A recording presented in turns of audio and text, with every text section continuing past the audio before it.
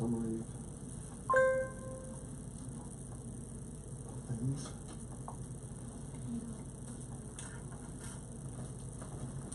I haven't gotten the time yet. They may have it on the agenda. I haven't seen the agenda for the 22nd. It may already be out, but I haven't looked for it.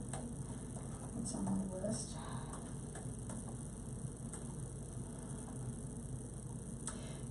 Planning board is meeting on Monday, so I'm going to contact Pete and ask him if we may have a little bit of time. Finance committee, I think we should try to get too. When are they meeting? Oh, I don't know. I could. Any questions on the minutes? No, they look good. Yeah. Okay. That scale of size. I'll make a motion to approve the minutes. I second the motion. In favor? Aye. Yeah. Let's see, that was 12, 19. That's 19, 18.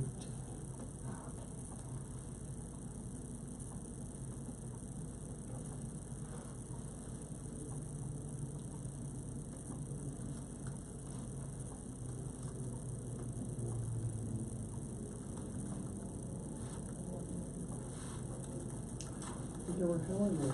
She was going to cover this. Actually, she's not tonight, no. She sent me an email just a little bit ago. Oh, okay. She's got another commitment tonight. Okay. And the article's gonna, is gonna go She's still out. working on an article? Yeah, it'll go out next week. Yeah. So guess I saw it. It looked good. Really good. Did it? You get a sneak I get a preview. sneak preview Yeah. because I know the editor. Is it going to be like a feature article or something? It's Yeah, an article on the committee meeting, but it's 2.5 pages. I mean, Wow. this is significant. Yeah, that's. You guys are in it. Quoted a lot. Oh, good. Uh-oh. They Yeah. don't quote us. She doesn't quote us. Oh, well. Well, I'm sure that'll. As long as they're good quotes, I don't care who they're from. I like the logins where once you log in perpetuity until the password changes, so. I just have one other thing. Did you ever get email about conflict of interest? No. There was that course we had to take. Yeah. Yeah, that was a couple weeks ago. Yeah. I'm just checking it. Yeah, I took the course. Yeah, I did too. It took a little while. Yeah, because you couldn't speed through it. Yeah, to answer everything. So I'm ready to. You all sent your certificates into. Yeah. Yeah. Okay, just thought I'd double check. I'm not quite sure when this is happening, but, Town of Carlisle Public, it says no internet is open. Are you on the internet here? No, I haven't tried yet. Okay, You think you have the name wrong or Yeah, I think I am on the internet. password wrong or something? it just says no internet open, disconnect, so, Are you on the Town of Does it Carlisle show hyphen what- public one? does it show well, what? Town of Carlisle Public, I'm fine. Town of Carlisle. Well, you have to do the sign-in thing, right? Did you get to that page where? No, it basically asked for my email and my login, which is used to be what happened, but your connection was interrupted. Reload. It says, welcome to Town of Carlisle. Now it's asking for my email and my password, and that is the wrong thing. It needs to be that, select the SSID. Password. Yes. Yeah, so, Well, let's see. What does it look like?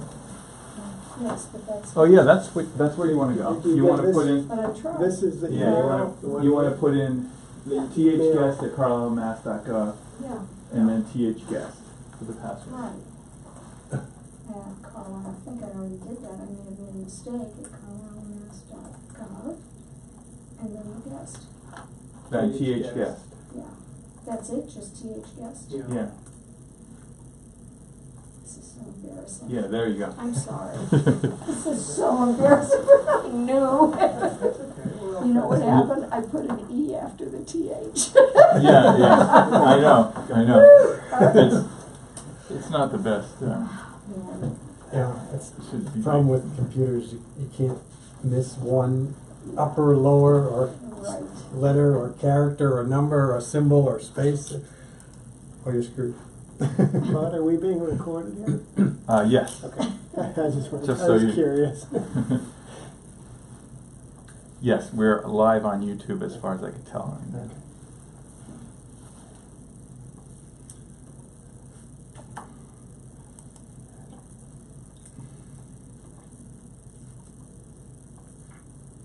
So Lana, could you read my comments? I could, and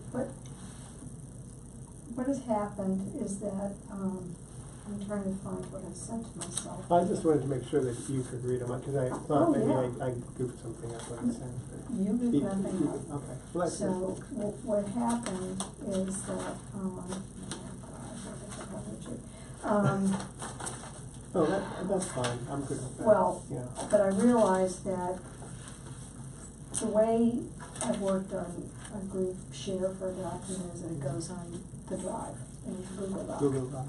And then people can make comments. And you I just have guess the one copy, right? exactly, Yeah. because I've been trying to toggle between people's different versions. Yeah. Oh, it's a nightmare. And some versions were based on an earlier version of a report I sent out. I think the first time I sent a report out for them to look at, then like 2 days later, I updated it myself and Yeah. sent meanwhile people had already made comments. It was like Yeah. horrible. And I was thinking it was gonna be too complicated to do it over. Where was I wrong about that? I'm gonna try that. So the next time we get, well, and it's gotta be soon, because we wanna submit this by Wednesday, I would think. The 15th, Thursday at right? the latest. It says Okay. submitted by the 15th. Right. Tuesday. Oh, the 15th, I have- It Tuesday? says, well, it says 15th, we could change that. Well, I think Thursday is the drop dead date to get it in, if we could get it in before. And I will have a little bit of time over the weekend to do a final thing. That's why I'm gonna get, I'm gonna call Rich, because I want him to send me, I just very, very few corrections. yeah, no, I got all Yeah. yours in. And Claude's been working on the Yeah. slideshow, so that's good. Debbie said that she responded in the Google Docs, and I looked, I saw searched, that. I couldn't find anything, so I called her and I sent her an email, and she just gave me one page. Meanwhile, Claude, did she give you some of the data that we were looking for? I had a bunch of notes where I was waiting for information from her on, it's like emissions and all that kind of thing, up to date and current. She didn't give you any of that stuff? Okay. I mean, I have stuff from a while ago, not Yeah. like right, Not but, current. yeah. You mean for trucking the stuff around? Yeah, that kind of thing, and the cost. I think you did the cost, right? This was- Yeah, I have in my spreadsheet here, I can show you. Okay. Well, it's in, Well, it's in Google Docs. I don't know if I shared it. I don't I think I might have. It's the spreadsheet that the state gave me, and then I added a sheet Right. that, where I said, okay, let's calculate the miles, and I referenced Debbie's spreadsheet and so on and so forth. Right. But, I mean, the numbers aren't huge, Yeah. There's several $1,000s. And compared to like the $280,000 that we spend, the actual fuel, the money that we spend in fuel trucking it around is not that great. And now the emissions to North Andover, because they're diesel trucks, and they don't get, well, I guess MPG doesn't have anything to do with emissions, right? Well, it does. I mean, the less efficient your truck is, the more it's gonna, There you go, okay. so. All right, let me see if Rich can, Oh, there's Bob. is he here? Oh, good. Let me call Rich real quickly, I'm sorry. Hi, Bob. I did. Bob, how are you? But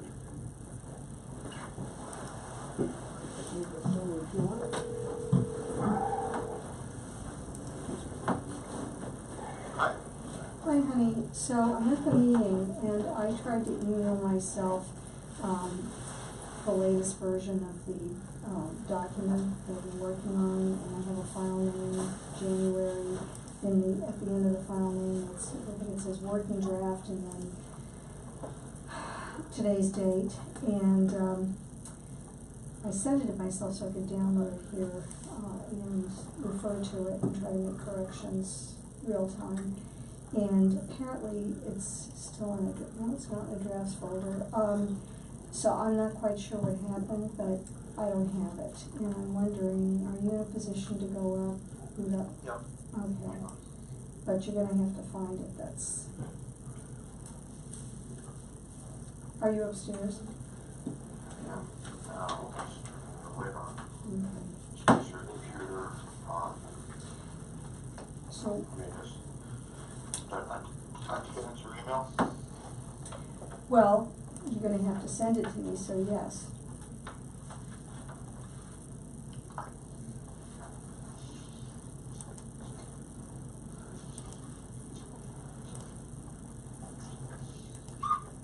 So, is the idea that Claude's putting together a PowerPoint presentation, is that what you're gonna present to the selectmen? Well, that, are you gonna present your PowerPoint to them, cause they Um, haven't seen it? Have you seen it? I sent The one it. you sent, the Oh, one yeah, you sent. Yeah, I saw it. Yeah. Yeah, I mean, I felt that that a PowerPoint presentation was, you know, kind of what you want, because otherwise, you know, you have this long report and there's a lot of stuff, and it also helps, I think, to Right. And hopefully, clarify yeah. the issues. Or, hopefully they will have already read the whole report and then just kind of highlight some things.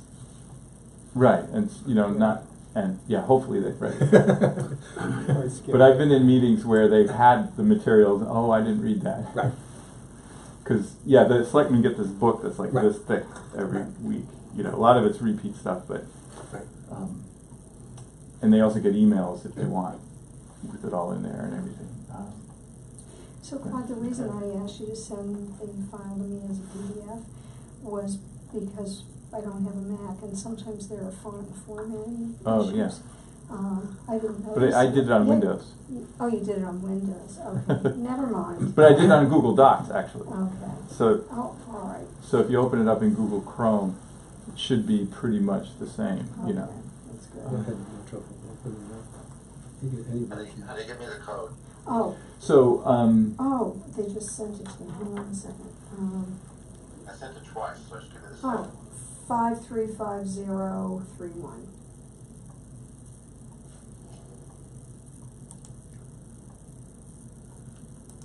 And the double verification back on. Okay, so where do you think it is? Okay, I can tell you exactly where it is. So on my desktop, you're gonna see a bunch of folders up at the top. One says Carlisle. Open that folder.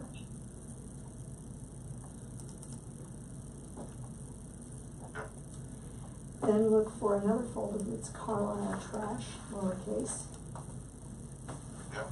Okay, open that. You see trash, yeah. Then go to the BOS report folder. Yep. Open that. Yep. And then send me the selectmen report working draft with today's date. Got it. Okay. Thank you. All right, Toots. Hang on. Okay. Hmm.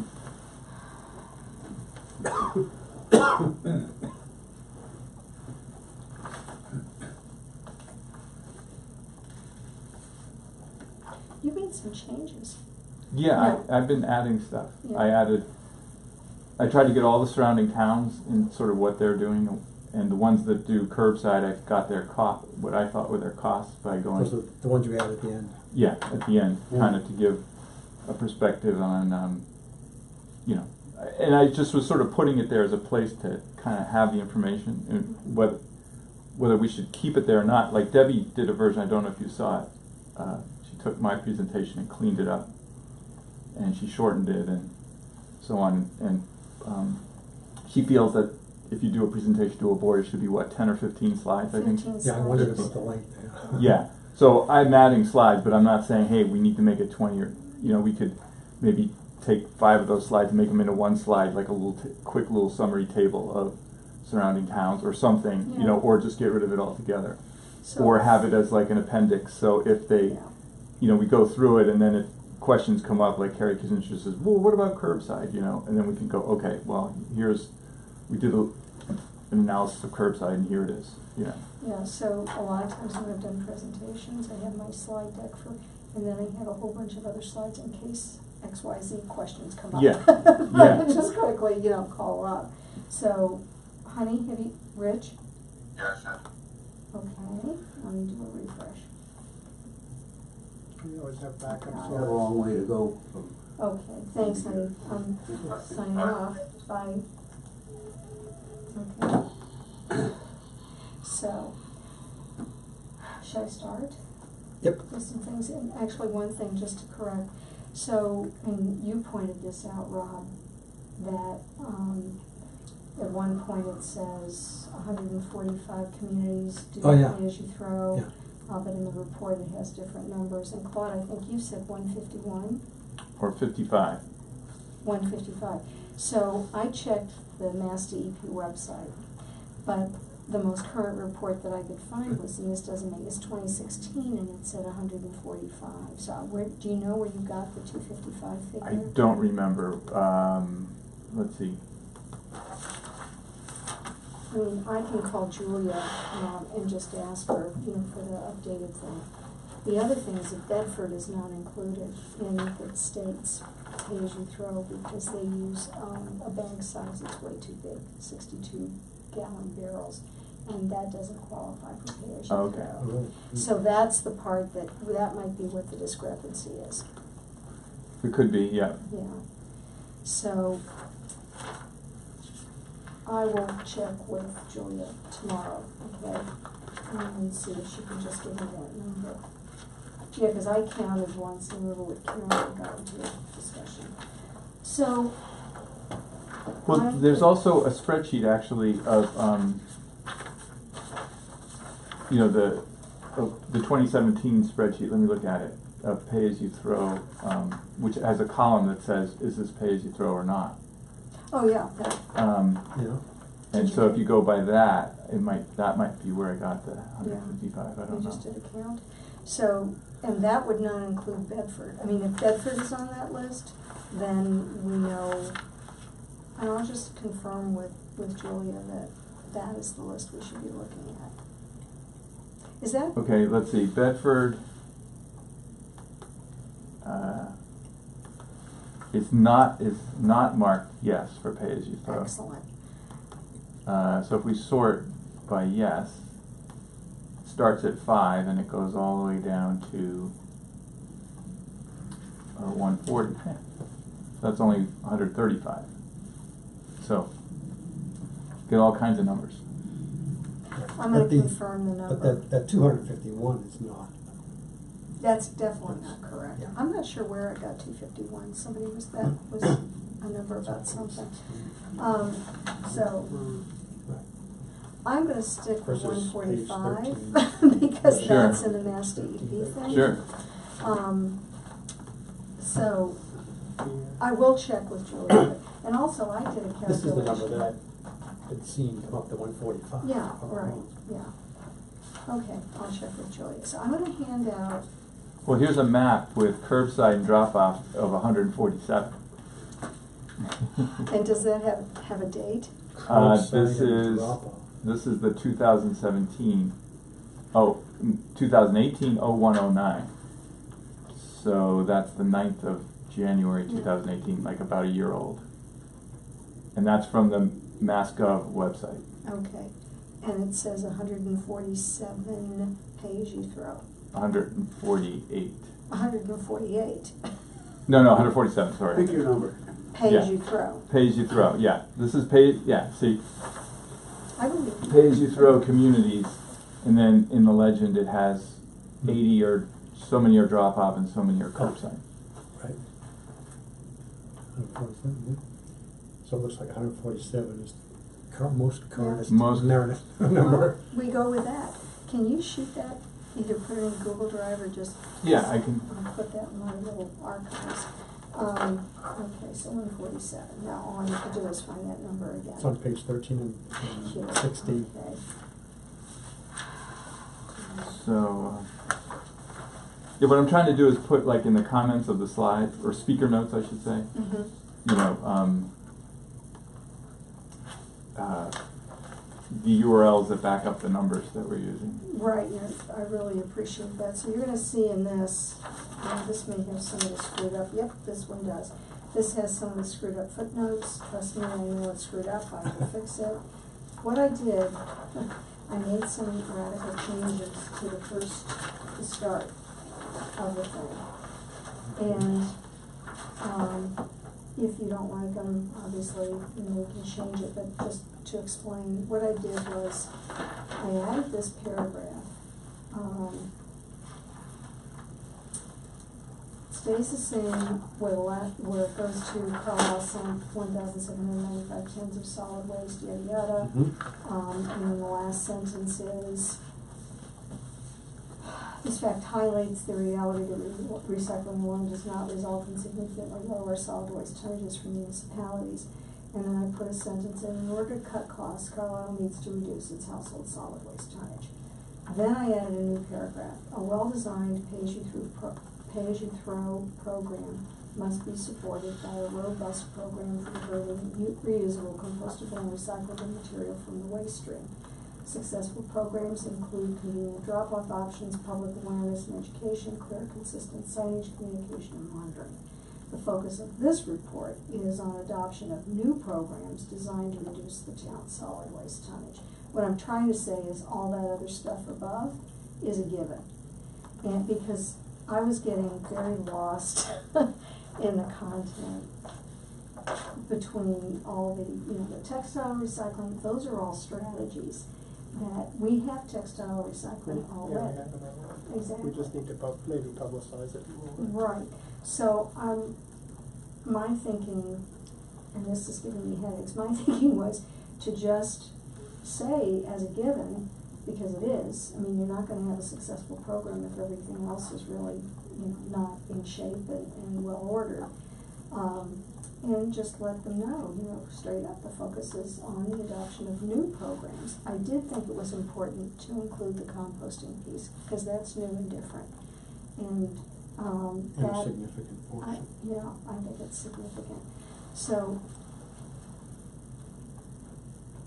how does that sound? I think it's unfair to have you just comment on this without seeing it and how it flows with the rest of the report, but any objections? You took out these, you had 4 bullets before, you got rid of the public outreach and on-site monitoring. Right.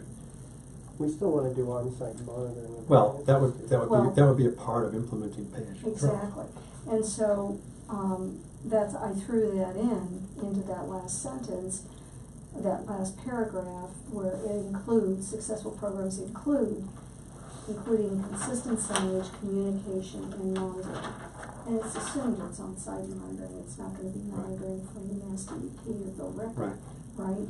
So, good news, by the way, the Bill Ricker field trip that 5 of us went on last Friday, was very interesting, and Michael Campbell, the director of the facility, said that as far as he would know if Carlisle was in the dirty dozen, but we must have a residue rate, contamination rate, and I did try to explain what that was. That's under 10%. Once you hit 10% or more, once you go above 10%, that's when you get a notice and you have to pay extra. How the heck? I still don't quite appreciate how they figure out which town, because they dump everything. So we're okay in that regard. So far. He said he would run it for me, but he didn't. And I'm not going to pester him. I mean, I think he would know, because he was able to tick all the towns that are coming with like 20–30% contamination rate. I would hope ours is low. I mean, I would hope ours is low. Well, for one thing, single source or source separated is absolutely the cleanest way to go. And he said, yeah, absolutely. So, yeah, that would be good. All that said, he also made it pretty clear that there are things that we can combine without any real damage. He did say that if I asked, well, is there no financial advantage? He says he doesn't handle that. It'd be the town administrator calling Wheelabrator and trying to negotiate. Not Wheelabrator, Wheelabrator. Waste management, I'm sorry, and trying to negotiate a price based on cleanliness of the load. Do they actually keep the stuff separate, or do they combine the stuff into one? Our truck goes in, it all gets dumped, and then it gets backhoed. Isn't that your understanding, Clyde, that when they dump our stuff, they get a backhoe and they just push it in with everybody else's So the paper stuff? gets mixed in with Everything. plastic? Yeah, it's enormous. That's not It's good. like an enormous pile. Well, that's It's like a dystopian vision. It's like It's not pretty. so much trash. It's hard to comprehend. You know. And the line, Yeah, so where the it's- the conveyor belt and the line and how filthy it is and the stuff. that Yeah, it's gets like piled. from the movie Brazil or something. You know, like it's a Rube Goldberg machine with like layers and layers and layers of conveyor belts and like fans.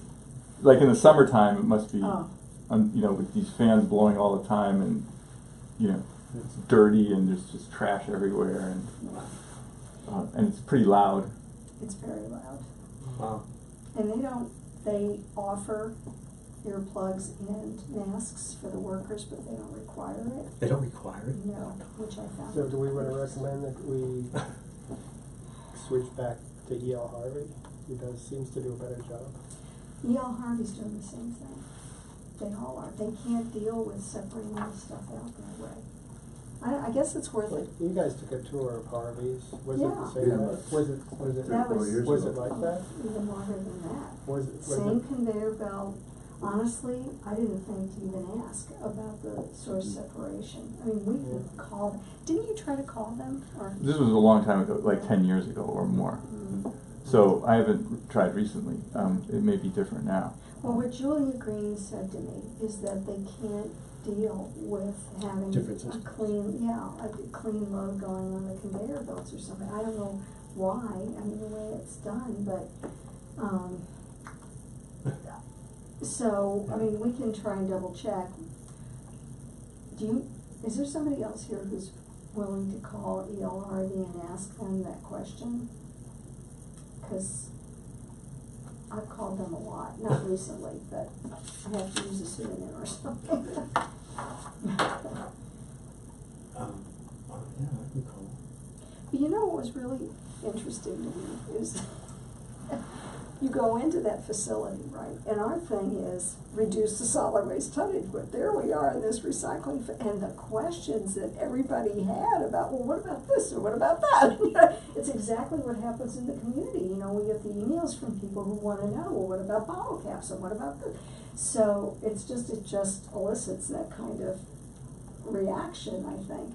Anyway, so getting down to brass tacks. But so I watched the video, the Facebook video that you sent it. Yeah, the one that Julia sent to me.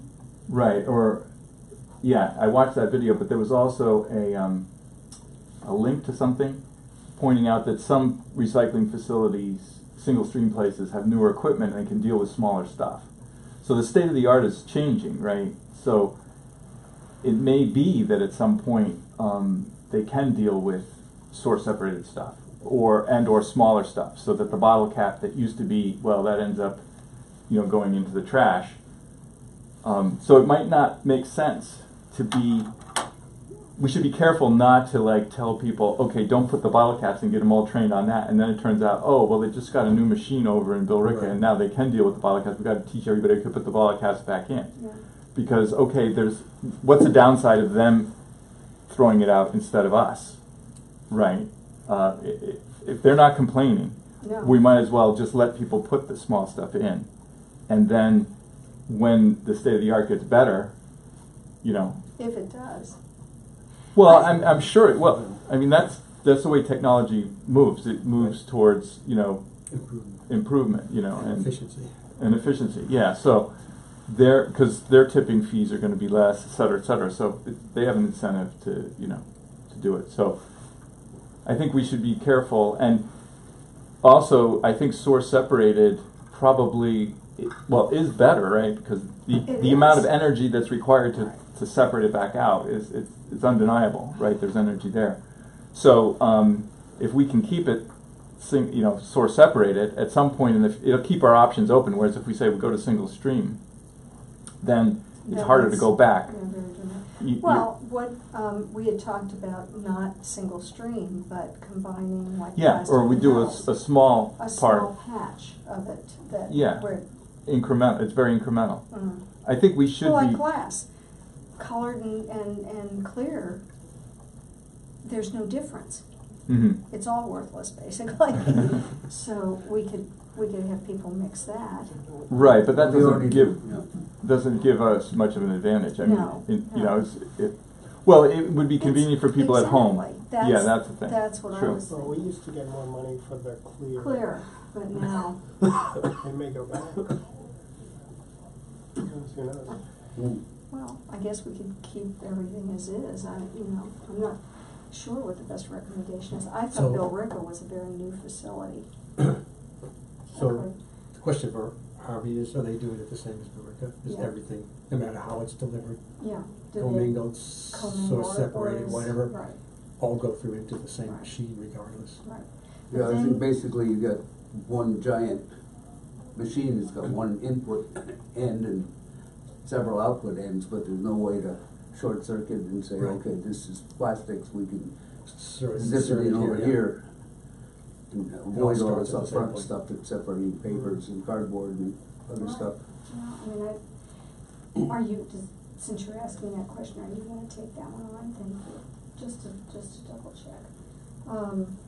But I would suspect that if we're gonna be able to commingle tin, aluminum, and plastic and compact it, they're gonna have to have a whole different machine operation at the far end to separate that into the various components, because now it's all mashed together. Well, we did ask him We about asked them that. specifically about that, and they said that there might be a small percentage where the two, like an aluminum thing, gets hung up on a plastic thing, Right.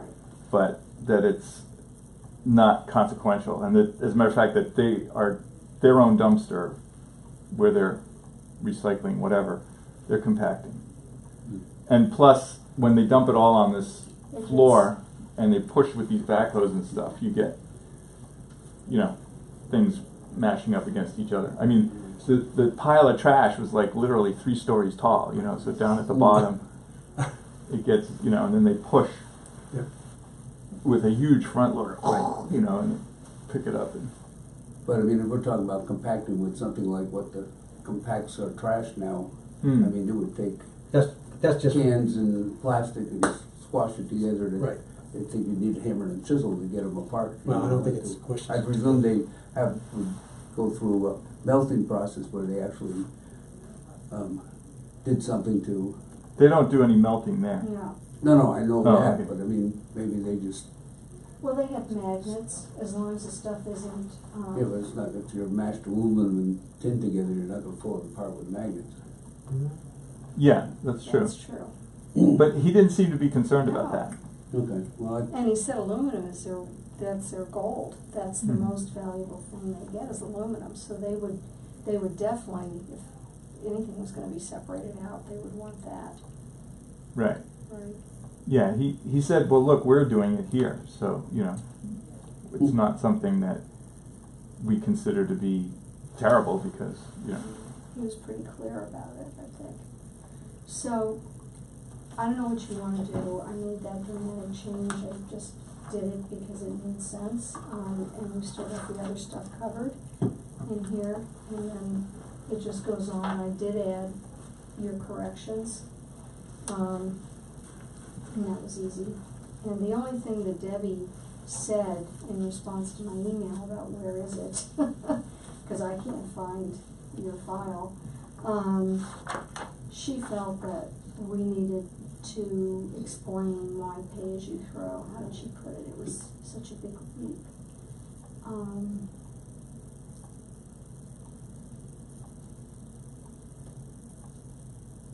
See if I can find it.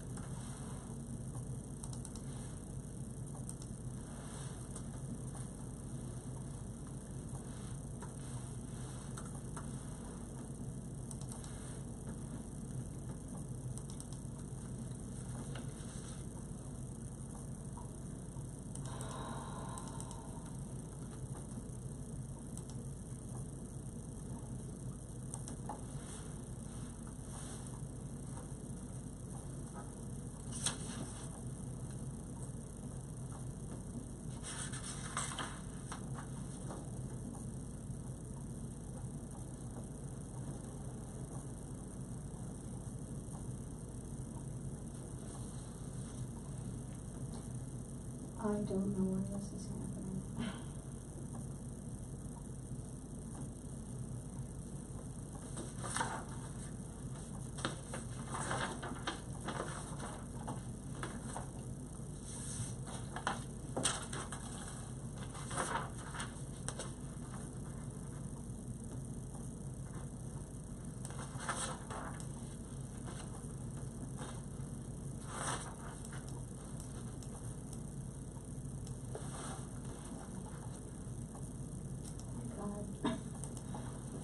Um,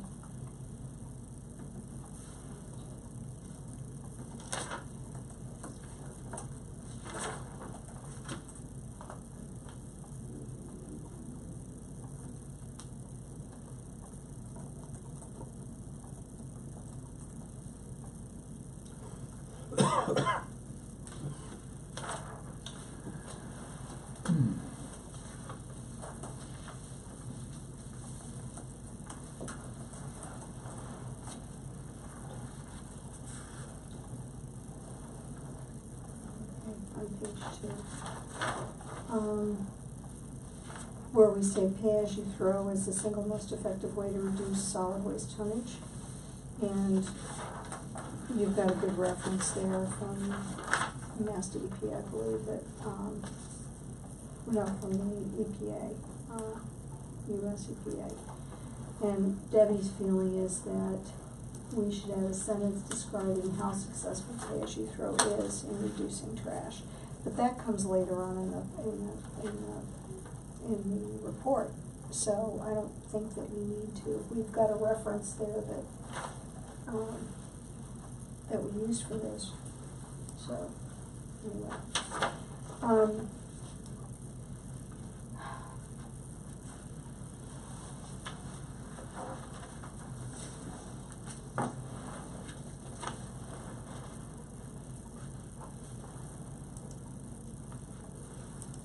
We talk about monitoring. Somewhere in the report, we want to emphasize that we ought to do more monitoring of transfer station stickers in the short term, and that's something we can do to get a handle on how many people from outside Carlisle are using the transfer station. Right. And also how many people in town have bought stickers that should have stickers. So I did a little study back in December, the Saturday before Christmas. Yeah. I was there for like 45 minutes, and I Yeah. had a camera, and I captured 31 license plates. Yeah. And then I gave them to the police, Yeah. and they went through those license plate numbers and gave me back 3 numbers. So there's 31 plates, 26 had stickers. This is based on license plates, so Yeah. it's not based on did they have the sticker on the bumper or in the Right. car or in the ashtray or whatever. Yeah. Okay. 4 were from Carlisle without stickers, and 1 was from out of town. Oh, that's interesting. So I did a little analysis of, so that's like 3% out of town, right? If you just go by that number, but the sample size is so small. Sample size, yeah. So I said, okay, well, I did sort of a Monte Carlo method, and it looks like you can have up to 10%, to be 95% confident that that the one that you observed is well, the upper bound, the 95% upper bound that you want to put on it would be like around 10% or so. Okay. You're 95% sure that we're under 10%.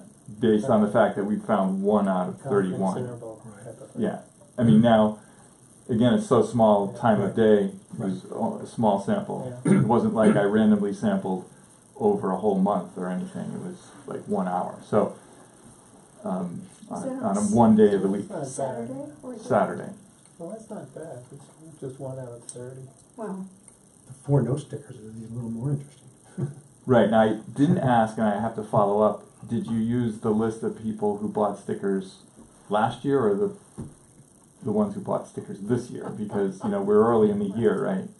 So, and the policy with the dump, according to the website, is that you have until April Yeah. to buy your new sticker. So, Or I got mine up. I just got mine the other day, and they're only up to a number 500 so far this year. I haven't seen a lot of advertising. Yeah. Mm. So, but to Dan's point, Claude, are you gonna talk about? Well, so I want to ask the selectmen to get permission to put the camera up for like a month and grab plates and then give the list to the police and get numbers that are, you know, I think more Yeah, representative. that sounds great for a longer term sample, bigger sample size, then we'd be more confident about our, the numbers. Yeah. And we can put a better plan together. It'd just be great know them. to either confirm or, Yeah. But the whole thing is, I think, well, the pay as you throw, I think, will solve the problem. absolutely. You know, Right. without having to do additional machinations. Right. I'm pretty. Oh, in my presentation, I feel that we should have cameras on the 3 dumpsters at a minimum, so that with recording, so that we can go back and look. I was up at Lake Winnipesaukee, and there's a marina there that I go to where I can dump my trash in a dumpster, Mm-hmm. and there's actually and I think that dumpster probably, it's a waste management dumpster, I bet you it comes down to Billerica, the single stream one. There's single stream and then there's trash. So I put a bureau, like a little bureau thing I didn't want, I put it next to the 2 dumpsters. And the owner of the marina, like 2 or 3 days later, says, "Hey, Claude, I have to talk to you." He says, "Can't you read? Can you read?" And he's like, "You're not supposed to dump the da-da-da-da." And he had gone with his camera back and found the person, me, who put that thing there. So he was going to go after. So my feeling is that because Carlisle has only pretty much 1 person there, at least on Tuesdays and Thursdays, we're staffed at a much lower level than Acton, which has 3, than Littleton, which has 2 people, that we have to leverage that person with some technology. We can't expect them to perform at the same level that 2 or 3 people do. And so cameras can take the place of that. If they see something out of the corner of their eye from, they're helping somebody at the other end, they can go back and review the tape and then see, is that something that shouldn't have been put in there and who put it there, and then they can, talk to that person later, or if, have the police go after them or whatever, if they're from out of town or something, I don't know, But, Yeah, that sounds good. Because, if we can't afford to pay, with the budget talks and everything, there's no way that they're going to say, "Oh yeah, well, we'll just give you another head count." Everybody wants head count. Board of Health, the town clerk, on and on and on. So. Well, and the other thing too, as I've mentioned, is that when you get pay as you throw and you get the grant for that, it does buy you, you don't need a full-time person, but you need someone there at least for 6 or 8 weeks to help monitor. I thought Acton just most of the time only had 2 guys there, but then on Saturday they had a third. Well, when I was there on a weekday, Joe said that there was supposed to be 3 of them there. Oh, okay. But that one of them was on leave, so there were just 2 of them. Oh, But he okay. said that the staffing is supposed to be 3, at least on that weekday. Okay. Anyway, There were so. only 2 there when I was there too. But if you go, I went to their DPW building, Yeah. and it's a nice building. It feels like a real office, and there's, an administrative assistant there, and there's, the head of DPW, and then there's several other offices, a nice conference room and everything. You go to our DPW building, and it's, it's just, A shack.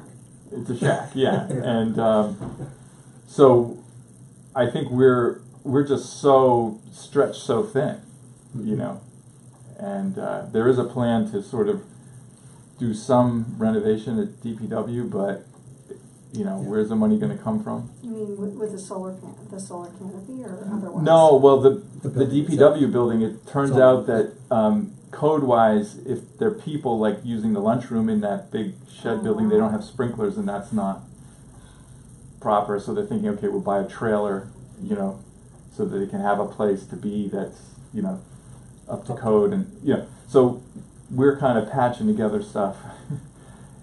We're not even compliant with the.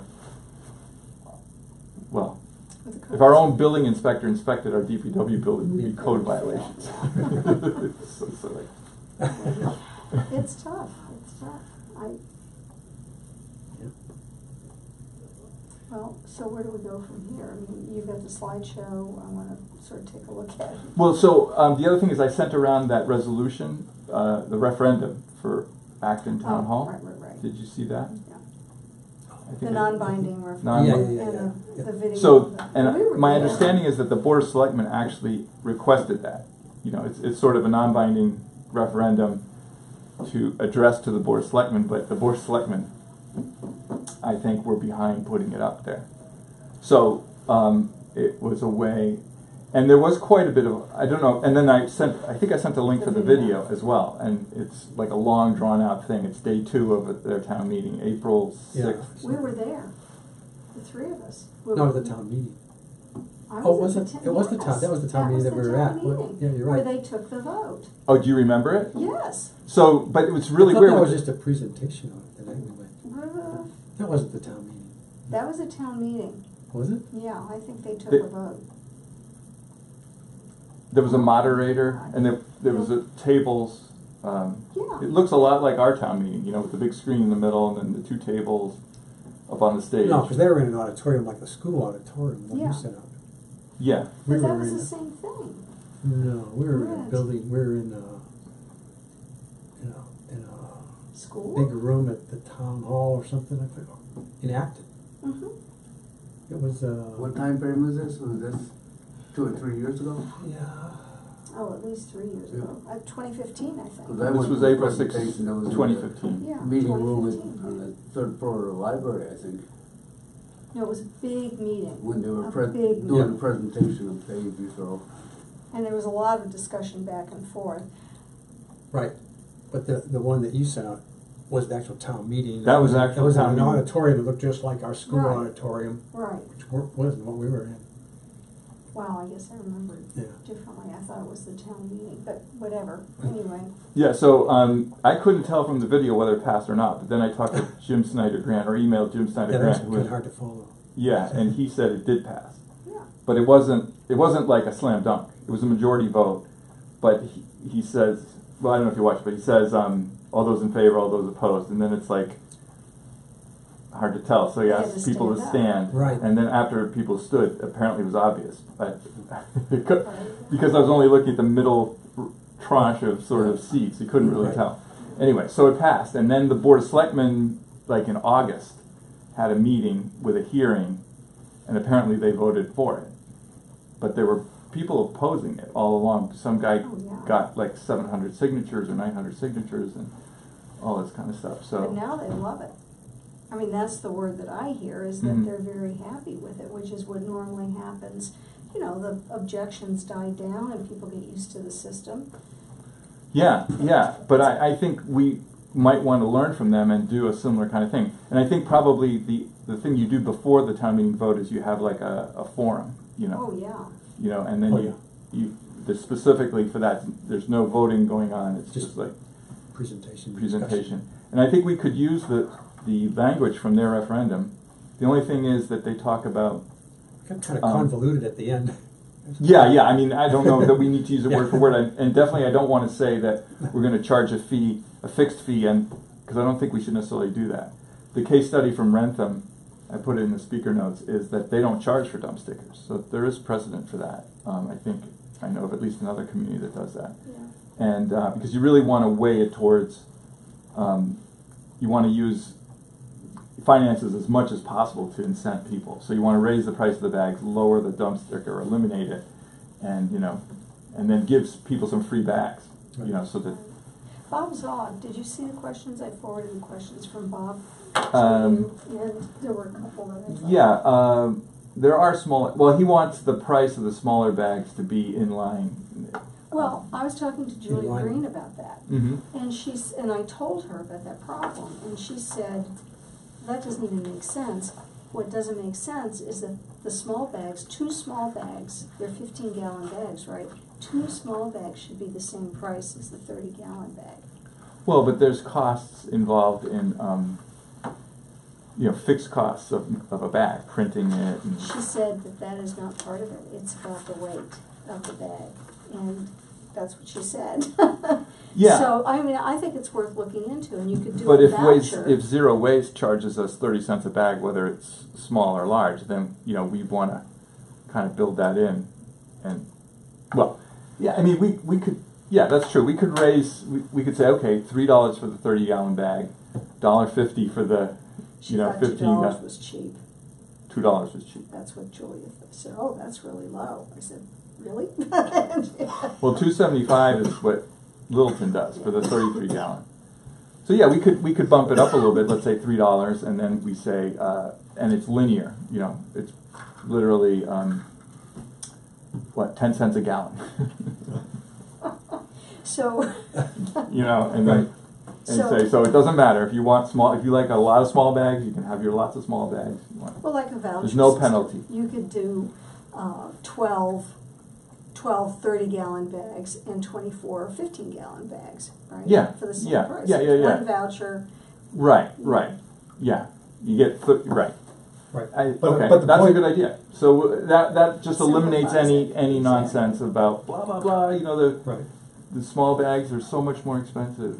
But the point is, the reason you have smaller bags and they cost less is because if people have less and they are disposing of less, they can use a smaller bag for less money. Right. I mean, we were going to offer It's not that less smaller two bags at 15s less. equals a But 30. It's that if all you need is the 15, then just pay for the 15. right. Well, yeah, I think Bob was making the point. Like, my trash gets smelly. I want to take it I don't 3 times a understand why it week. would get smelly if He's composting. Yeah, if he's composting. I was going to ask him that question, because that's most of the odor comes from that, right? Yeah. Well, you might have chicken bones. Oh, yeah, fish bones or or something. yeah. That can go in this composting. The Black Earth composting takes meat, bones, oil. Is there anything they don't take? Well, anything. I mean, there's a whole long any- list which I can include in the report. Okay. So I mean, they pretty much all food stuff. everything. I mean, it was really amazing. When Kleenex, paper towels, they take all of that. Yeah, that all compost. Right. Yeah. So, okay. Yeah, well, if we offer the 8-gallon bags, I think there's 8, Yeah. 15, and Yeah. so, and we say with the 8-gallon bags you get 48 of those, right? I mean, that's going to seem like a lot, I would imagine, for people. Yeah, just as a point to bring up, Tuesday morning at the Conservation Coffee this month, Sylvia Willard was looking for ideas of what kind of programs to run for the various other conservation coffees. And I'm not sure who brought it up, but talked about waste situation and possibility of pay as you throw, and talked about some of the proposals that we've been talking about. And Kate Reed was there, and she was saying, "Oh, great, pay as you throw." I'm really big on that, and a little discussion going around, and of course, then Mary Zoll was there that said, "Wait a minute, that's a terrible idea. I'm a single person, I don't generate much trash, and if I have to fill a 30-gallon bag, it's going to smell like hell, because it's going to take me a month or more to fill it." So 8-gallon bags would be a good answer to say, hey, here's another option. Right. It should be Well, manageable. I think Yeah. that the issue is looking at one little piece of this, looking at, it's a terrible idea because it's going to cost me money, when they don't understand the cost savings. They haven't heard that piece of it. But It's anyway, going the to net be result was, smelly if they haven't heard the composting component of it, and there's an option for composting. So I'm not saying that. what came out of the meeting was that, yeah, we think that's a great idea, and if we get to put together, if you get the slideshow ready, you can make a presentation at maybe the April or something, conservation coffee. That would be a good idea. That's Yeah. terrific. I actually Yeah. wanted to call Sylvia and see if we could go in and meet with them, but they're not having a meeting until when? What? Well, they have one right now, actually. They're having one now? Conscom is meeting right now. Downstairs, I think. Missed that. But we're not on the agenda. No, we're Yeah. not, but, So, I mean, yeah, it's not, like, we can go down there, yeah. but, I'll just give Sylvia a call. yeah, I mean, I think, Invite her. I think I want to invite let David know that we're up with the Board of Selectmen on the 22nd, in case he wants to let his board know. Well, what are we doing here tonight then? So, are there, What do we need to focus on? We're staff. are you still, do you have still set things you're tracking down? You had some footnotes, I mean, you had some comments. Yeah, in I there. mean, it was the information from Debbie, but then, Claude, I'll check with you to see if you have some of that data. so, let's see, I can bring up my spreadsheet here. Yeah, you definitely want to do it in Google Docs, because then you can have multiple people editing it and, or, you know, viewing it, making comments, and then it's all, you know, that's the,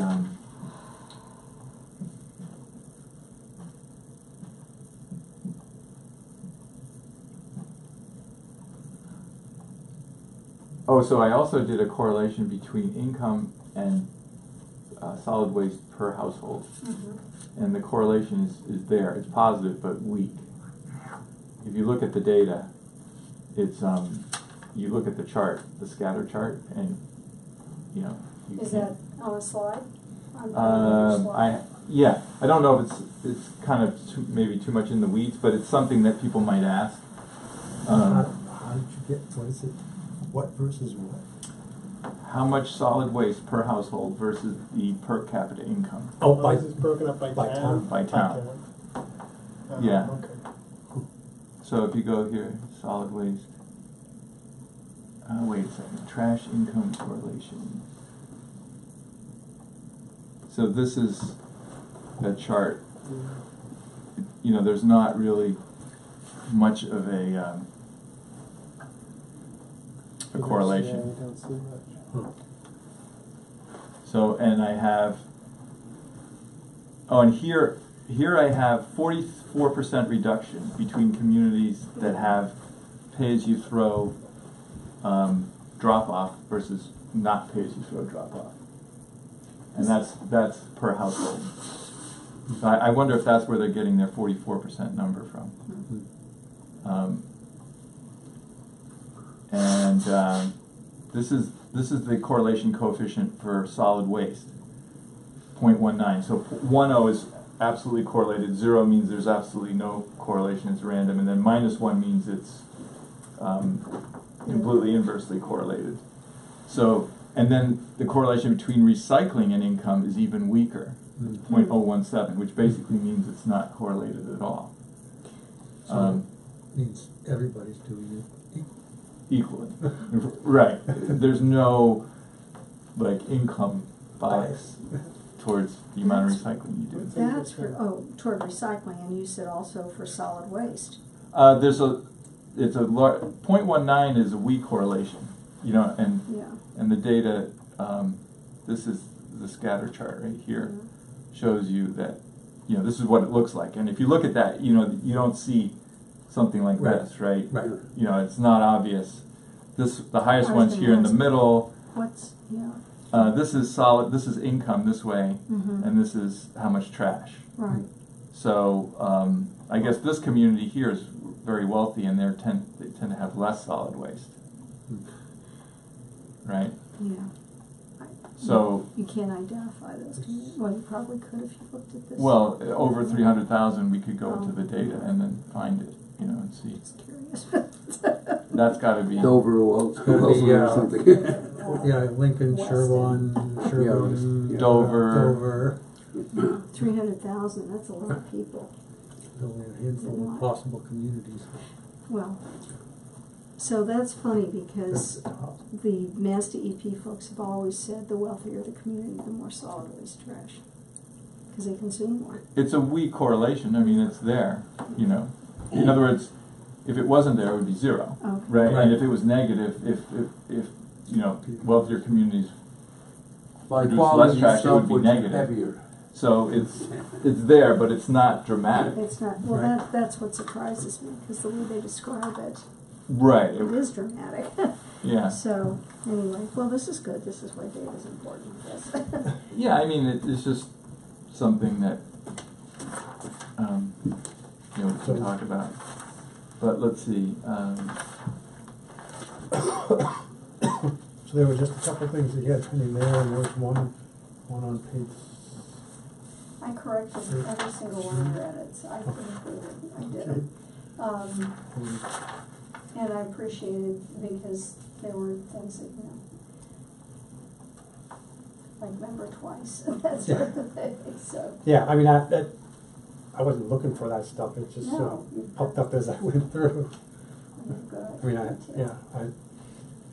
I'm sort of trained to, The private hauler thing, how are we gonna deal with that? Because that's in the report, I don't know if you have it in the slideshow at this point, Claude. Weston is the one, it's the 300,000. That was my guess. Private haulers, I mean, that, to me, that's like one of the toughest things overall, I think. Okay, so we've got somebody like Chris Cyrene, I think. He goes by the name of Carlisle Rubbish. what, if there's pay as you throw, then they'd have to use bags, and they'd have to be using the bags, what's?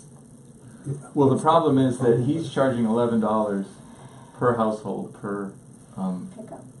per week, I guess. Okay, So he is charging as much as like Berry Brothers does, but as far as I can tell, he's not paying any tipping fees, other than maybe $25 per year, which is a very modest tipping fee. right, Now he's supposed to have his, you know, customers buy their $25 dump sticker, but you know he's charging them like $500, $528 a year. Are we sure of that? Is it a week or is it a month? I'm pretty sure it's per week. Yeah, I talked to somebody. Okay. It's $11. Yeah, Per pickup. per pickup per week. That's expensive. Well, that's what Berry Brothers charges. Yeah. Well, You know, so he's right there with, and he offers better service probably because he'll go up to the top of their driveway and pick whatever up. Berry Brothers only going to do curbside. They're not going to take the big truck and drive up right. little driveways. So he's offering more service at the same price. But his tipping fees are like $25. Plus his customers have to buy, are supposed to buy a $25 dump sticker. But even if they do, yeah. you know, whether it's $528 or $553 a year, I don't think that, you know, that's not affecting people's decisions about whether they're gonna use him or not, right? And, you know, they're not gonna go, oh, well, I'm gonna go with Berry Brothers because it's $25 cheaper that way. No, That's not gonna happen. So he has a nice business there, and he goes around and he does his stuff. All of a sudden, we come in with the pay-as-you-throw, and now we're charging $2 or $3 a bag. And this one person I talked to was like, well, wait a minute. At that price, I don't know if I would want to pay the $11 plus, I don't know, I guess it would be roughly an additional $2. Right, you know. Some people may be a little more, some people a little bit less. so it's another $100 a year. Another $100 a year. Now, and no dump sticker fee, no $25. So maybe that's okay. Maybe Chris Cyrene will go, yeah, fine. I just have to make sure that my customers use these trash bags, and I'll even bring them for them. You know, I'll even maybe give them to them. I'll go buy them and give them to them. You know. Yeah, or raise the Part price a of buck the- and Yeah, give them I the can bags or charge something. $12 a thing, and then you know, Buy the and bags. I'll take care of it and everything. And then when I dump my stuff into the trash bin, they'll all be orange bags or whatever. You know. Yeah, maybe that'll work.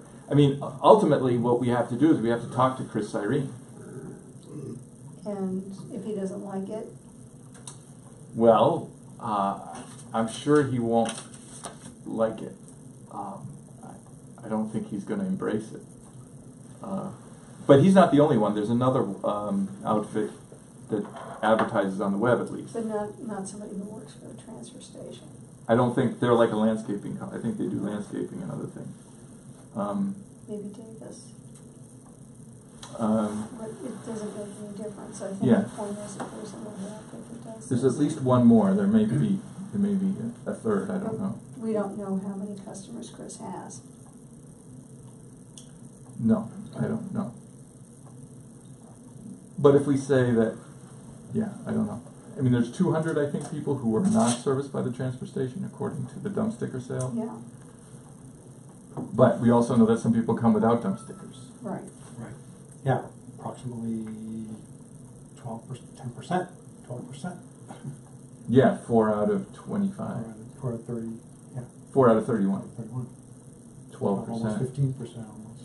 Yeah, so over 12 and a half. Yeah, so So then don't you get into a situation in terms of having everybody in town do this, but we have this one situation, we're making an exemption. We're not gonna. no, Can't do no, an I don't think we can't do an No, we exemption. can't. No. I don't know. What? Yeah, I mean, if it's basically an extra $2, I mean, you know, if he's doing recycling anyway, not all the volume that he takes is going to be going in the trash, and I don't know that he has them separate and do recycling versus solid waste. I saw him Does he? at the dump, and he was carrying a bunch of cardboard and dumping it in the cardboard Okay, dumpster that's from good. his truck. But what about other stuff? Don't know. You know, so I don't know to what extent Yeah. he does or doesn't. Hmm. But Yeah, because I only noticed those trucks parked at the trash dumpster. I never really noticed what else they do. If they do recycling. yeah, he was parked at one of the peripheral dumpsters, just and then he happened. walked it over. Okay. Saw him walk over the cardboard Never- to the cardboard dumpster. But you know, that's it. I didn't see him Right. do anything else, so I don't know. But yeah, I mean, I could approach Chris Cyrene and talk to him, see, you know, what he thinks. Be an interesting Well, conversation. I think it's a respectful thing to do. It's just Yeah. a question of where we go from there and what the expectation is going to be. And I mean, I could go to the DPW building and, you know, if he's around, just sort of chat with him. I don't know if you want to do something more formally, like invite him to one of these meetings or something does like he that. live in town? Don't know. Yeah. I know Gary doesn't. I don't think he does. I mean, he's not in the phone book. Right. So I think maybe unofficially have a conversation. I mean, only because the chances of it actually coming to one of these meetings might be slim. On the other hand, if it involves his business. Yeah, I mean, I could. Can I say that you'd be that you're eager to meet with him? Okay, I'd yeah, be if he happy wants to. to. Sure. Happy to. Sure. Yeah. So I could approach it like that. You know. Yeah, you know, for your information, this is what we're looking at. If you want to talk How to woid it him. impact? Yeah, we Yeah. just You're want to doing give you a it heads in up. town. Yeah. And get your your input. Yeah, if it were, yeah. Presenting this to the selectmen and proposing it as an actual thing to do.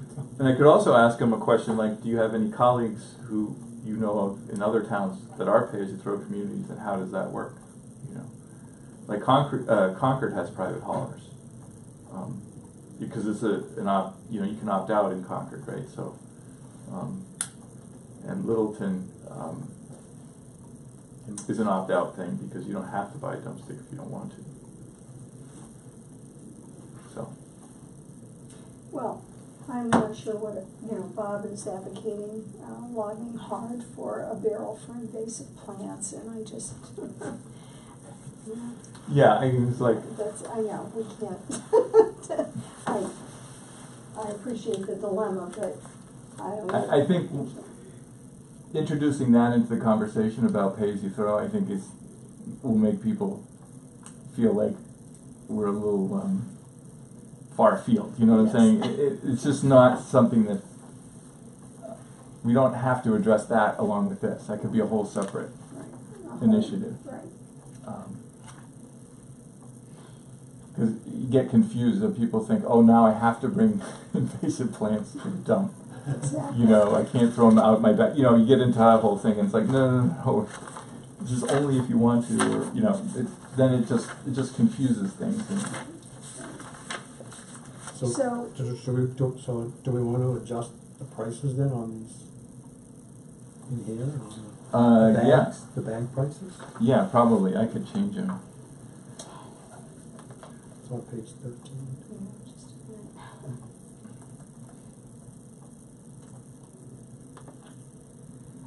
Let's see.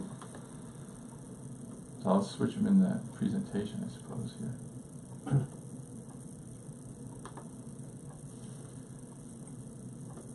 So we'll make it like $3.30,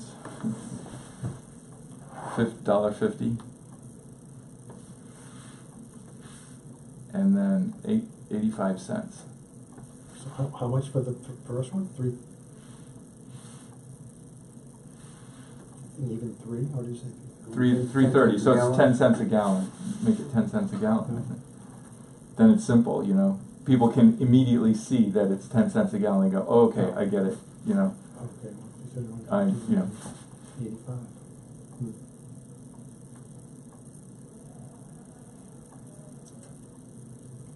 Because I'm guessing that the large ones are the ones that are going to be used most.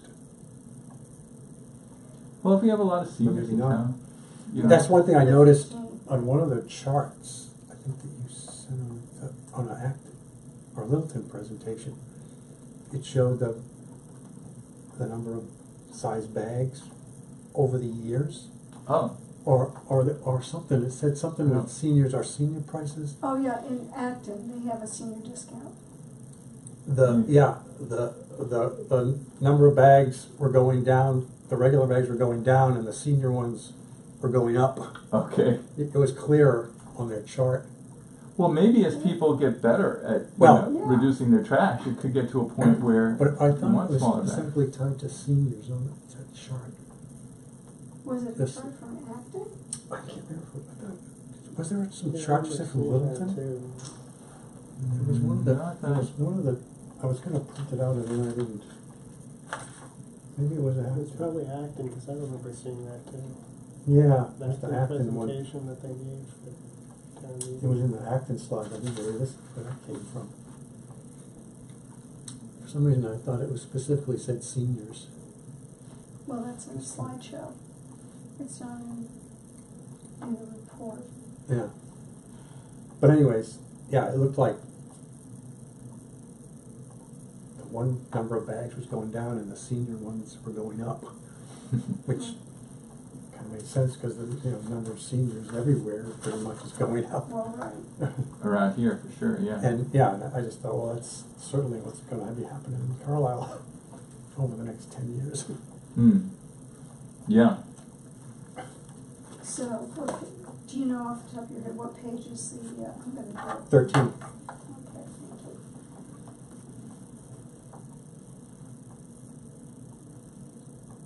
So can we figure out how much income that could generate at current levels or projected levels over the course of Well, I have the year? spreadsheet here. So let me open up that spreadsheet.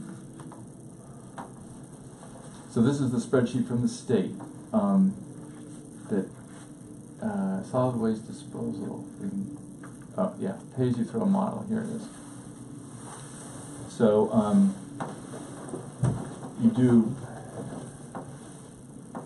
you have your basic inputs here: number of Okay. households, actual solid waste tonnage, Yeah. municipal tonnage only. Okay, that's defaulting to 10%. Okay. This. Yeah. So some of these numbers you don't enter, or I haven't Yep. entered in. Yeah.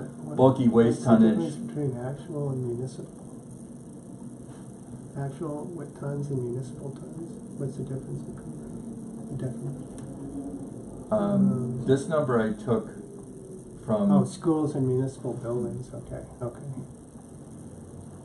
Yeah, I so understand. actual bulky waste tonnage, actual R tons. Okay, so this is our recycling number. That's an entered in number. This Yeah. is for, these are, Yeah. this is for And us. call it solid waste cost per ton for tipping, Yeah. recycling revenue or cost per ton. So I put in 3. And then solid waste collection cost per year. Enter cost. So this number here is from my transport spreadsheet. Okay. Now I don't know why these are identical. Recycling collection cost per year, solid waste collection cost per year. And then there's a $25 dump sticker. This is suspicious that these two are the same. Yeah. Okay, so then, and then here, this is 30 cents from Courtney Forrester of Waste Zero. 30 cents for a large bag, 21 cents for a small bag. So I guess they do charge you less for small Yeah. bags, but not, you know, not half. But, you know, and then here you can enter in the percentage reduction. Well, here's your pay-as-you-throw, 25, 44, and 50% reductions. Okay. And then, and they basically take your solid waste tonnage and divide it by 20 pounds per bag Okay. to come up with number of bags per household per year, with a minimum of 2, you know, so we don't hit the minimum. And then you, so here's the transportation costs, solid waste disposal costs. So solid waste disposal costs are going down. Recycling, solid waste transportation costs are going down, recycling costs are going up. So how many bags did it come out to? This is how many bags, say 32. Per household. Per household. And this is how much revenue per bag, right? Bag revenue. 32 bags per household per year. Per year. The $126,000 from the bag revenue. Well, those are These are 33 gallon 33 bags. gallon. 33 bags, right? gallon bags, assuming they're, what, 30 cents per? is it No, 30? just assuming 275. Okay, the number you 275 put in, with 275. 3. Well, I hadn't changed that. Right. Let's see. Right. Where is the cost per bag? Trying to find that. There's the cost of, there's 30 Here's cents. the cost per bag right here. Yeah. So if I change this to 3.3, you know, 10. Why is 3.3? I thought it was 10 cents a gallon. It's a 30 gallon bag. 33 gallon bag. Oh, sorry. So that makes the numbers look even better. I mean, So we, Collecting okay, a little bag more money. revenue, say 155, and the cost is 210, so it's paying 75% of the cost from the bag sales. So it's probably 155,000 from bags.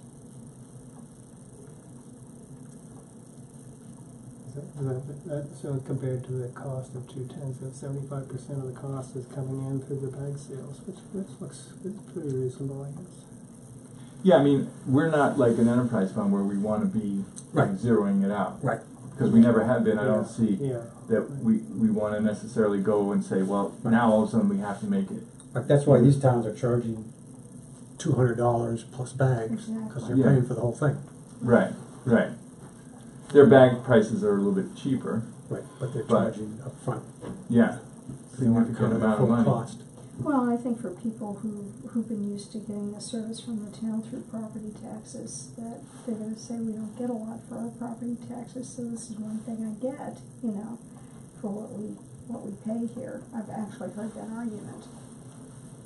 So, Oh, so I think I divided up a number in half. I think I assumed Okay. solid waste and recycle. I took the number The whole. the transfer station. It was like, The whole. how do I decide how much is recycling versus solid waste? So I The just whole said, thing okay, we're going to divided make in it half, right? divided in half because they're It doesn't matter what you're transporting transportation. Yeah. The total transportation is the total transportation. Well, the transportation costs are Right. separate items. These Right. are like, Right. these are sort of the operation of the Right. transfer station itself. You got more dumpsters for recycling, but less tonnage, Right. you know.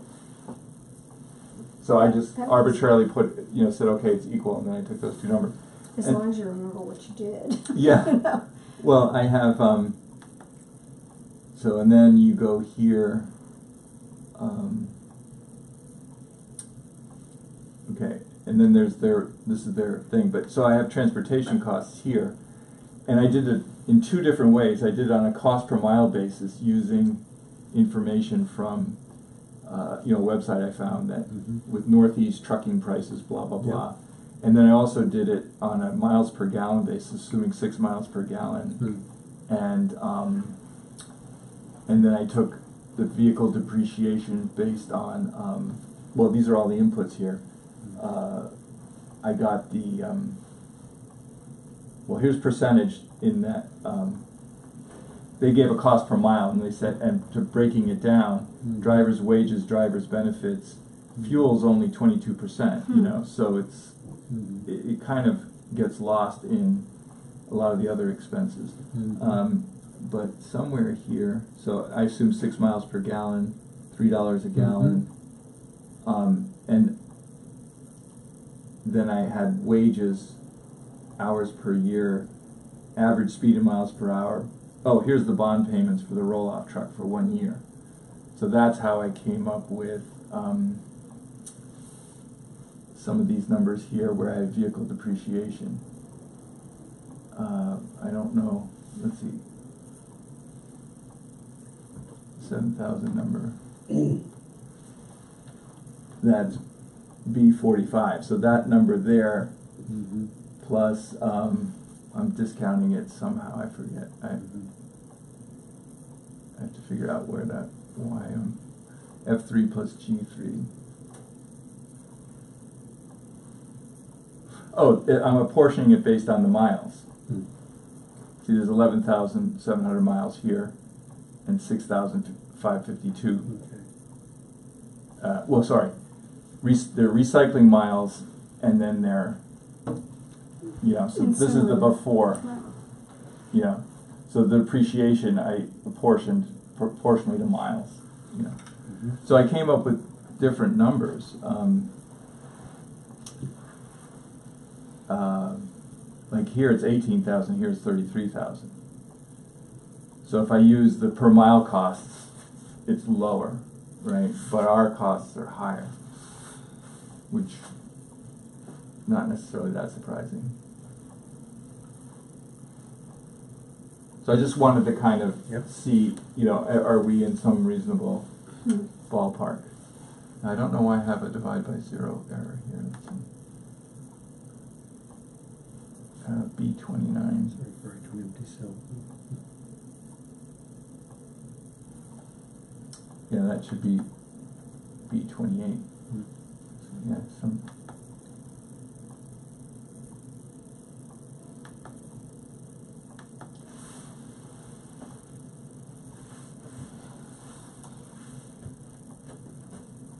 Okay, there we go.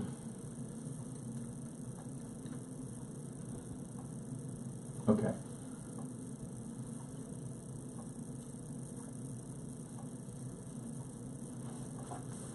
Does that make sense? That's a big jump. So, 35% increase.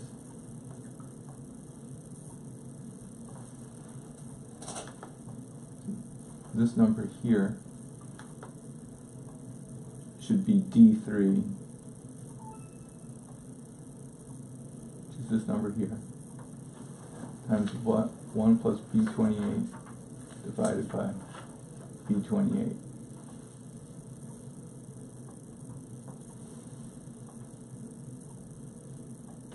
Oh no, this should, we don't need to divide by here.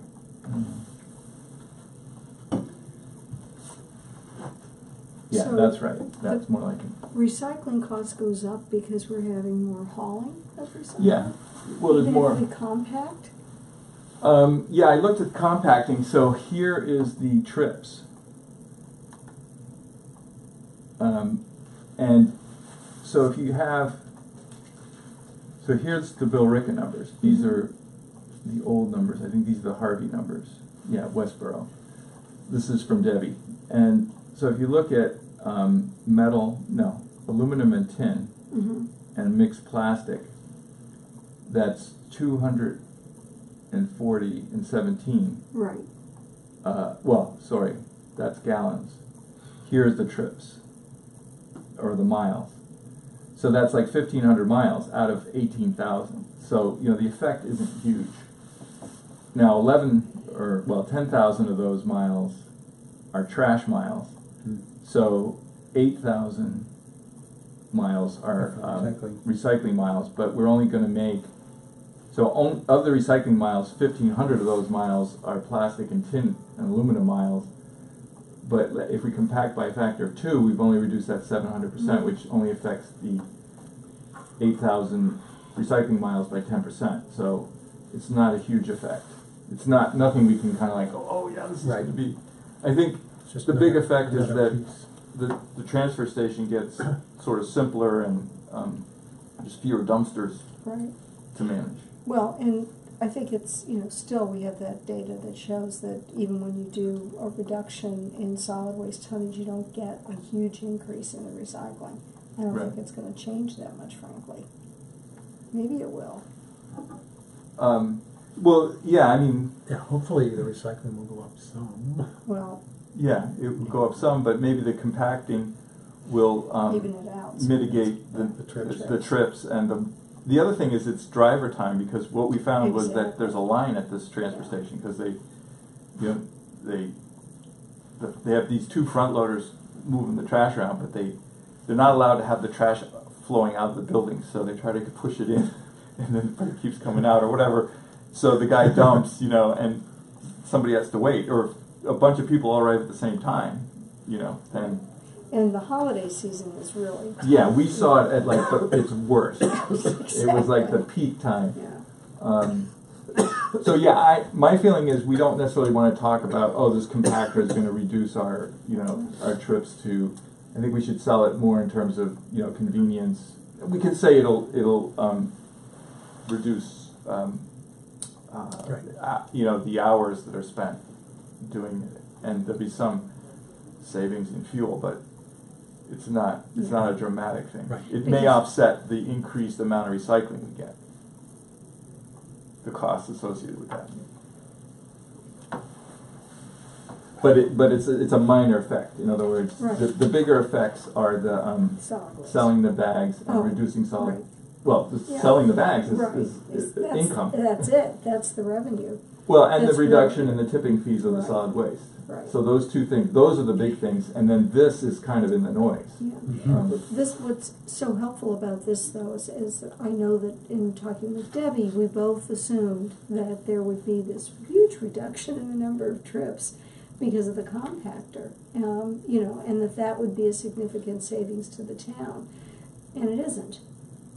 No, I mean, it's nothing like $100,000 or more that we can get by reducing the solid waste. The big thing is pay as you throw, reducing the solid waste. Right. That's everything else is if you're talking about green communities and you want to reduce your MBBTUs Yeah, and you yeah. want to get below 10, have a 10% reduction from your baseline. I mean, this certainly would be interesting and helpful. So from an energy task force point of Well, view. and that was what she was. Yeah, but if you're just looking at it from the point of view of, the town budget or whatever, Yeah.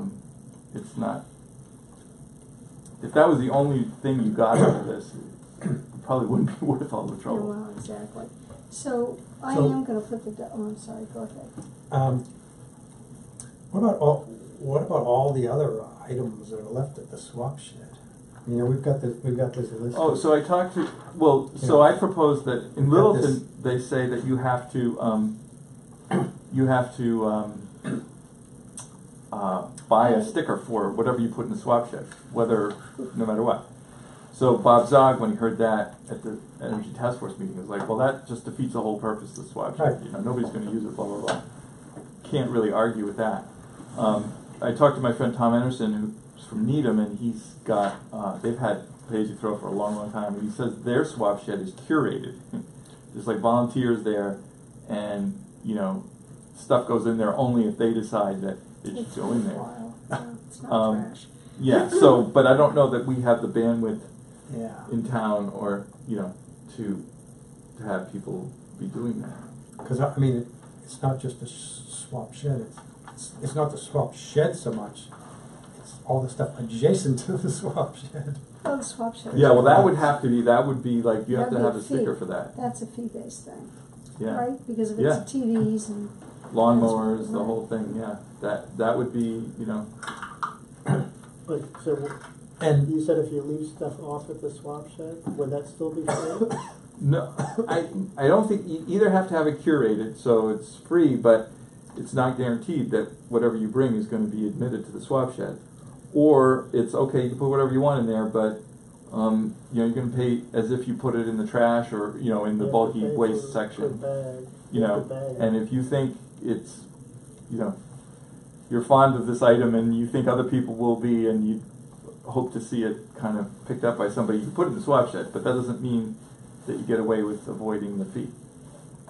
And then you don't have to worry about curating it. It's like, you know. So otherwise, people would put like trash in the swap shed, or stuff that's marginally trash. Right. Well, a lot of Which this to is some already degree the they case. already do, right? I mean, from what I understand, the swab shed is cleared out on a regular basis, maybe at least once a week, if not multiple times per week. it's every Every- day. Every day. At the end Before of the the day. next, 'Cause Before the it's- next thing. So the right. swab shed starts empty, and it doesn't get empty by virtue of the fact that people have Yeah. picked it clean. So there's already a lot of trash, you know. A lot of stuff gets Oh, thrown in yeah. trash. And it's also the attendant's time, you know, doing that. 'Cause Right. there's a lot of junk in there. There really is. I mean, there's some good stuff, Yeah. but now the yeah, I books. mean, a lot of it goes, but a lot of it doesn't. A lot of it gets used. People pick up most of the stuff. There's a lot Talk of to John in and out. Golden and see what his There's a lot of assessment stuff is. coming and going constantly. I don't That's use the this thing. watch. I've I dropped use, a I few use it all the things. time. Yeah. I'd hate to have to pay to use it. I don't think we have the money to pay somebody to curate. Yeah, well, Acton has a volunteer group, and they're totally in charge, and they don't even have it open in the wintertime. It's only in the summertime, and that's how they control it. So it's yeah. So you put a lock on it, and then there would be some Exactly. committee or some group, volunteer group, that would That's in charge. come and. And they man it during the hours that it's open, and the transfer station has absolutely nothing to do with it. They just let them use the space. Hmm. I finally remembered another private hauler in town is Jared Davis. That's Okay. Davis, the landscaper. Yeah. Yeah, Okay. I see his truck a lot at the transfer station. I mean, the other thing is,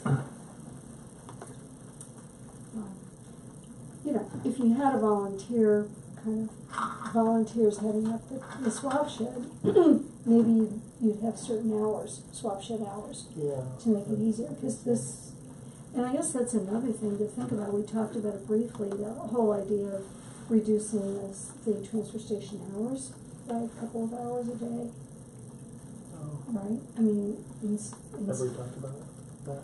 well, Okay. actually, who did we talk about that with?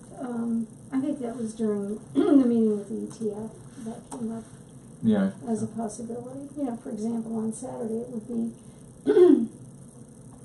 well, Saturday may be 10 to 5, but, or 10 to 3, I mean, potentially. Or 12 to 7, the other days of the week. I mean, what would that buy you? It would free up attendant time, right, for other duties. I don't know how much of an advantage that would be to the transfer station. They probably like having longer hours because it's more spread out in terms of when people come. So I'm kind of confused about where we're going from here. So I will put the presentation on a Google Doc, so you guys can check to make sure I, I did due diligence and got all your edits in. You know, and you said And you that. still The other accept- question- You'd still be accepting edits Absolutely. up until next Thursday. Well, I'm gonna say Wednesday at the latest, okay, because I think we've really gotta, Yeah, we gotta get this wrap thing it up done. over the weekend, first of the week as soon as possible. The other question that's gonna come up, especially if we visit the Board of Health, is how they're gonna get their hazardous waste funding. Oh, right. I forwarded those questions to you. Okay. And also, do you know in the other, does the bag fees go directly towards They go to the town. trash, or do they just go into the general fund? Or do they go specifically to the trash? Oh, or I don't know. I mean, well, I I was know gonna- that in some cases they have these enterprise funds, you know, and Like- so like I'd our- imagine like that our current one. they would go into those. I mean, we fees. can do whatever we want, I'm sure, but Yeah. it would just, we ought to probably have an answer to that. That might be a good Regulation. thing to ask the finance committee about. Or, yeah, Tim Goddard. Tim Goddard, right? You know, the town manager, I mean, that's a thing. I mean, one way or another, it's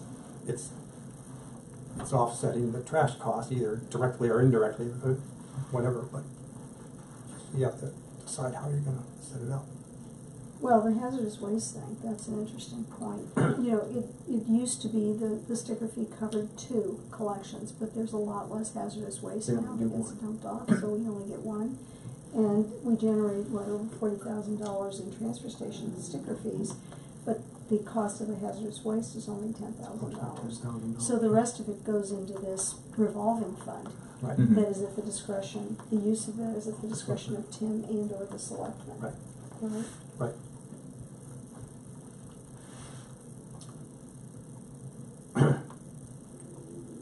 I think what would be, there's no real reduction in property taxes as a result of this. Well, I mean, that's, I mean, it's such a small amount in terms of the total budget, right? well, it depends on how you want to phrase it. Right. Because if you say, well, yes, because of this, your property tax bill will be smaller than it was last year, No. unlikely. It depends, you know. Well, it's just that On- you've got more money to divert to something else besides It, trash. well, or I think what you can say is the increase in your property tax bill will be smaller as a result of this Yeah. than it otherwise would have been by this much money. Can we say that by this much Yeah. money? Well, yeah, I mean, but the average tax bill will be, you know, if there's 1,800 households, you divide, you know, Oh. 100,000 by, Right. let's say 2,000, so it's going to be, what's that, $50 less? $50, yeah. Yeah, $50 less per year because of this. So, That's better than $50 more, I guess. yeah, but it's not, yeah, It's not gonna, huge. it's not huge. Right, yeah, I mean, the trash by itself, the transfer station and the trash budget is not a huge amount of the town budget You could overall. say this would fund, you know, And cutting a small part of it is even smaller chunk. well, this would take the facilities manager from a full-time, from a half-time, part-time position to a full-time position. You could say something like that. Yeah. Yeah. Or it'll reduce your property tax by $50 on average. And for those people who have, you know, larger homes, you know, it'll reduce it more. For those people who have smaller ones, it'll reduce it less. So we need to talk about at some point what the presentation is actually going to look like in terms of how it's done. I think having a slideshow is a really terrific idea because it's something to look at and it focuses the mind as well as the eye and the ear on what we're talking about. So did you have more questions? You had a couple of good questions, I thought. No, I think those were the ones that I emailed you, yeah. So, would the 100,000 that we get from bag sales be where the money comes to cover hazardous waste? Well, somehow, Yeah. or else, if the money's gonna go into the general fund, then then I would say that the hazardous waste ought to just become a line item in their budget from the general fund. It's being offset by it, but just move it from, if there's not gonna be any dedicated account anymore, then, and the money's coming in from the bags, then it ought to just come out of the general fund and add it as a line item to their budget. Oh, that's a decision for Tim. Okay. Right. Is that a FinCom decision or a BOS decision? Well, I think, you know, the FinCom would probably Well- want to weigh in on it, you know, and then FinCom would have their recommendation, and Tim would have his recommendation, and then the Board of Selectmen would go, okay. Right, and that would be at whatever point, well, when the selectmen decide to move forward with pay-as-you-throw, that would be one of the details to work out. Well, right. So, Just that, just wanted to have us thought of it before we say anything to the Board of Health, and they say, what's gonna happen with our money? right. So And we say, and then I say, oh, we have no idea. when's the FinCom meeting? I don't know, we have to look. Okay, if it's next week, that'd be good. So the selectmen I is. think they're meeting quite often, because this is the season when, you know, they have a lot to do. And the planning board is meeting on Monday. Do you want to talk to the planning board or not? Yeah, if we can get on their agenda. Yeah. And I think we should talk with, I can give Sylvia a call just to give her a heads up and see what she thinks. And I think Board of Health wouldn't affect Asia, because she's, Yeah. that would be very important. I don't know when you're meeting. The Board of Health are meeting on the 15th.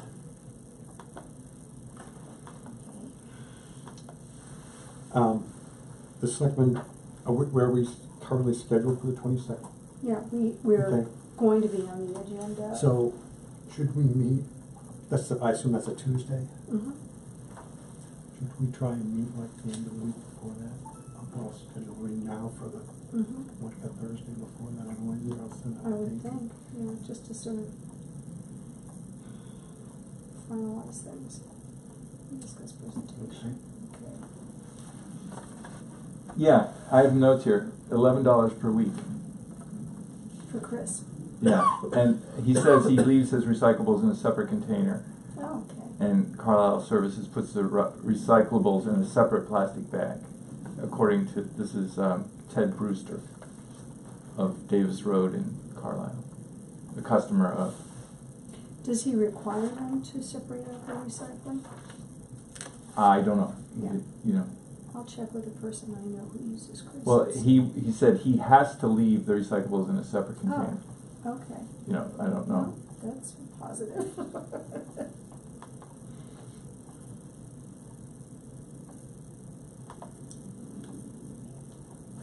Somebody, was it you who had a list of questions that we should be prepared to answer? I found the list. I'll go back and check. I don't think, Dan, it wasn't you, was it? Did you generate a list of questions that we should be prepared to answer? No. Okay, that was you. I'm pretty sure it was you, not. I'll find it and send it around. Oh, God.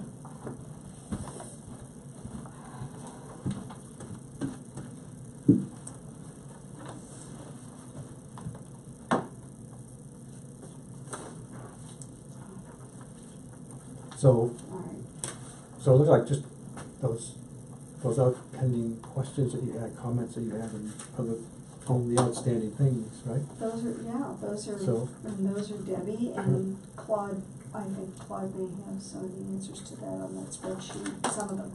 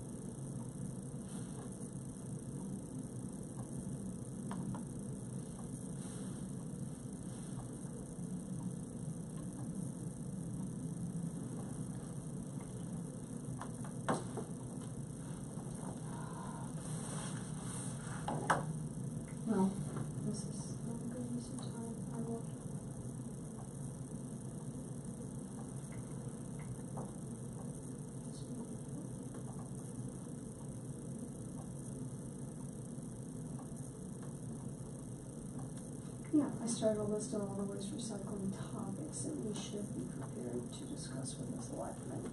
So I'll just shoot this around.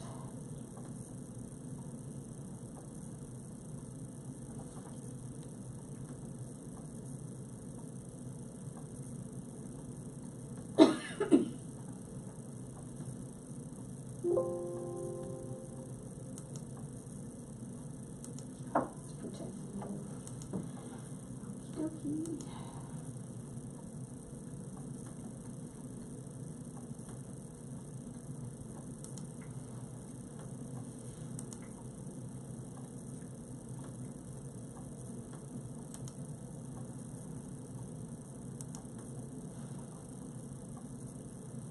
Okay, well, I know where it is now, so I can send it to you. So should we finish for now and? Yeah, is there, do we know, did you have a name of a contact at Harvey that you talked to? You know, No, names to him? I actually just called the main number, and if you don't get a machine, the problem is you frequently get a machine. As I recall, I used to have to drive down there to, you know, like show up. You know, it's that kind of thing. It was not. They're not highly responsive, these folks. But you know Yeah. what, Julia Green gave me Michael Campbell's contact, and he did respond to that. Mhm. I can ask Julia if she's got a contact for Harvey. Do you want me to do that? Because it's, Google Chrome, here we go. Okay, I'm just going to get this off for you guys. Okay, page you through how to implement, dual stream, nope. Home composting, yes. Community composting. Fees for C&D and bulky items, yes. Effective transporting recyclables, yep, we've covered that. Master plan.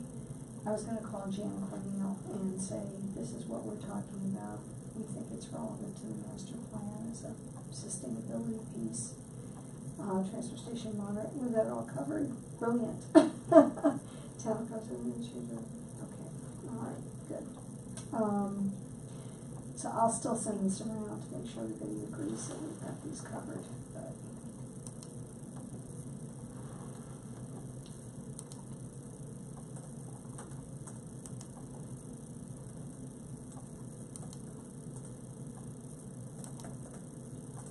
Here we go.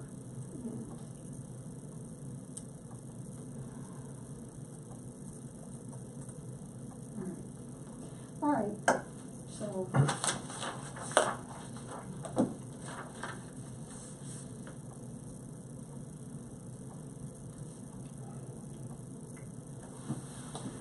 Yeah, the way I see it is, the big things are, we need to talk to all these different committees, we need to have a forum, we need to get something on town meeting, or convince the selectmen that they should put something on the warrant for a referendum. We should write the, you know, give a draft of what we think the referendum should be, and I think it should be similar to, but edited version of what the Acton people did. Let's see, did I put that in the slideshow? Or did I just send it out? I think you sent it out. Yeah, I just sent it out. And, you know, just change it so that it talks about just the bags, you know, no fixed cost, Right. kind of thing. So, And then we just hope that we get a vote at town meeting, and then once that happens, then the Board of Selectmen, it's up to them, I think, to adopt a pay-as-you-throw system and tell essentially the town administrator to make it happen. right, so I guess I was thinking that the BOS would say we should get a resolution on the warrant, but you think we could advance this, or we could just Well, we explain could, now? no, in our meeting on the 22nd, we should ask them, we should recommend that they put on the warrant a non-binding referendum with this, you know, worded like this. And let's see if I can find. I've got it here, it's long. Yeah, Acton's non-binding resolution, Article 22.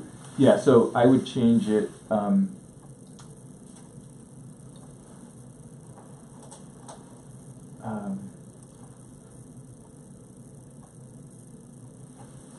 in which residents get rid of pay a basic fee to cover the fixed cost of trash management. And then just say, in which residents pay a user fee for the amount used, much like the way we use and pay for electricity, water, or gas. Simple. Simple. You know, and then would be based on a pay per bag basis, blah, blah, blah, blah, blah. So I think otherwise we could use this, it's a little wordy, maybe we could get rid of some of it, you know. But I think this kind of works for me. We can maybe get rid of some of the preachy stuff, like Yeah. You encourage are us to vicious with consider. the preachy stuff.